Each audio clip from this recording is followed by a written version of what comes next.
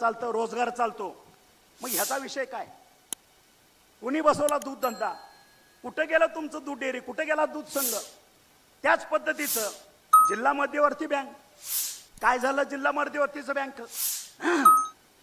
व्हेंटिलेटरवर bank आहे, धाकधूक चालू आहे. मला सांगा, तुम्ही आज 60च्या पुढचे बरेचसे आहेत, 35च्या पुढचे बरेचसे आहेत. तुमच्या कुटुंबातल्या कुटुंब प्रमुखानं 5-5, 10-10 हजार रुपये त्या बँकेत फिक्स डिपॉझिट ठेवलेला आहे. मिळतात का पैसे? सांगा, मिळतात का पैसे तुमचे? मग हे कुणी वाटोळ केलं? हेच आहेत. स्वतःच्या स्वार्थासाठी एकदा इकडे थांबायचं आणि एकदा इकडे थांबायचं, दोघांनी एकमेकावरची शिंतोडे मारायचे. वास्तव एकच आहे, हे तुम्हालाही माहित आहे. फक्त मी फक्त बोलतोय. आलं लक्षात? ही काळूबाळूची लढाई आहे, हे ध्यानात ठेवा. एक तर जे असेल ते तुझ्या घरात, आणि तुझ्या घरात नसेल तर ते माझ्या घरात. तिसरा येता कामा नये. गोरगरिबाच्या घराला आग लागली पाहिजे. तू सुखात झोपला पाहिजे, मी सुखात झोपला पाहिजे. मी वरडायचं माझा बाप मारला, हे ना वरडायचं माझं काही संबंध नाही. मी एवढं उभा केलं, ह्यानं मातीत घातलं. एकाच लायकीचे सगळे. अरे तुमच्या घरातलं भांडण माझ्या शेतकऱ्याचे संसार तुम्ही रस्त्यावर का आणायला लागले? हे घरगुती भांडण आहे. तुमचं घरगुती भांडण माझ्या सर्व शेतकऱ्याला देशोधडीला लावलं तुम्ही. हे किती दिवस? 1 वर्ष. कमीत कमी 350 ते 400 टीएमसी पाणी समुद्राला सोड.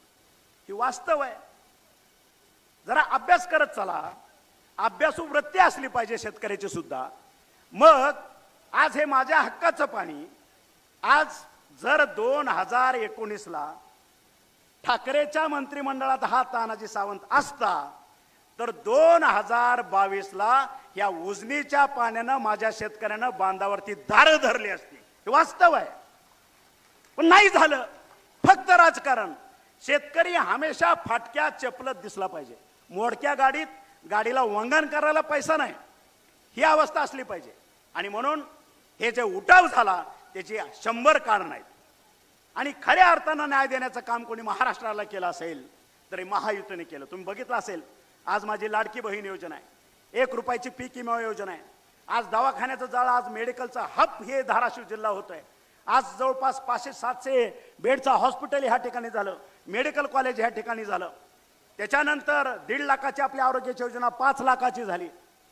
आणि 7.5 हॉर्स पॉवरचं मागचंही बिल माफ, पुढची सगळी बिलं माफ. त्या ठिकाणी काल बिल आम्ही कॅबिनेटमध्ये बघितली.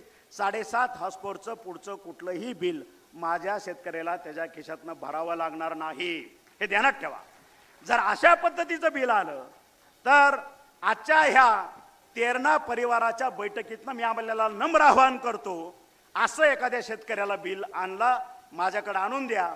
त्या अधिकाऱ्याचं काय करायचं ते अधिकारी आणि मी बघेन. तुम्हाला फक्त त्याचं कानावर ह्याचं काय झालं ते एवढंच सांगतो.